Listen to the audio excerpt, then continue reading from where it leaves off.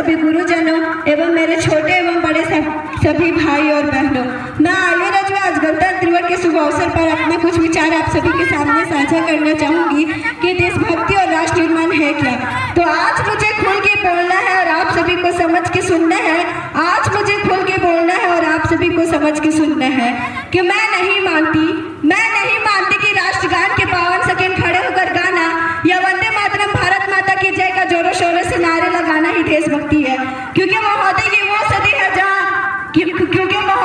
सदी है जहाँ नीति नियम और नैतिकता जैसे मूल्य के धज्जियां उड़ाते लोग मुझे नजर आते हैं। ये वो सदी है जहाँ सत्य अहिंसा सदाचार जैसे मूल्य गोड़ियों जैसे भाव के लोग मुझे नजर आते हैं।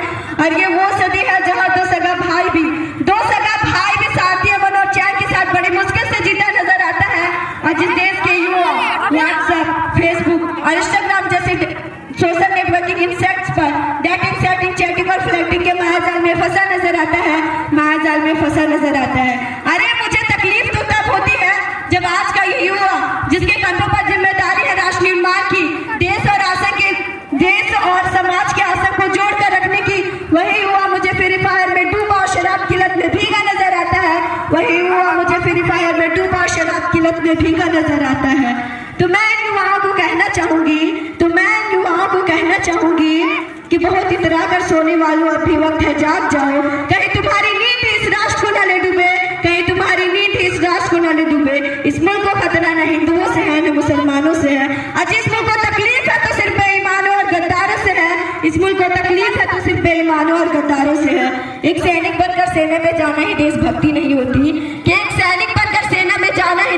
नहीं होती। आजादी के पूर्व बात कुछ और थी और आज की बात कुछ और है।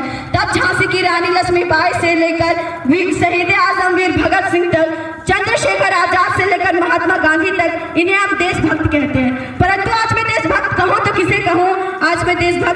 किसे कहूँ? अपने परिवार, समाज और राष्ट्र के प्रति समर्पण का भाव है देशभक्ति। एक देशद्रोही के जीवन में आने वाला तूफान है देशभक्ति। एक गरीब, बीमार और बुजुर्ग को दवाई दी जाए तो वो है देशभक्ति।